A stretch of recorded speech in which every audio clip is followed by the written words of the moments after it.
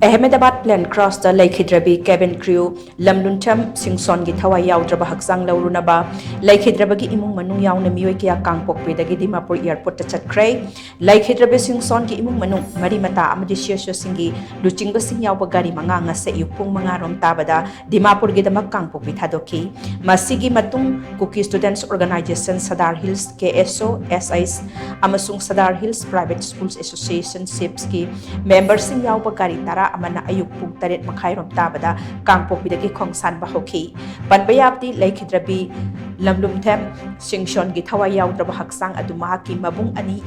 yaona imung manung gi meeoi sing Ahmedabad dagi purakani hakchang adu purakliba flight adu ngasa yupung nipan da Ahmedabad dagi paikre amadi Dimapur da numit yung mamatong pung amaga minute ifo mga da thunglagani hairi hakchang aduna Dimapur Airport hek yaurpaga Cookie Yunan Dimapur na sendo na mapamatu da ikai khomnaba utpa amadi awaba phongdokpagi thorama mapangthokani thoramadu da Airport Authority of India Dimapur gi director su saruk yaraba yai hairi tungda hakchang adu Kangpokpi tamna purakani hakchang adu Kangpokpi da numidang pung 8 minute tara adawai da thunglaba yai haina panari aduga hayeng aroiba mathong mangam pangthoklagani haina so pawas na makatari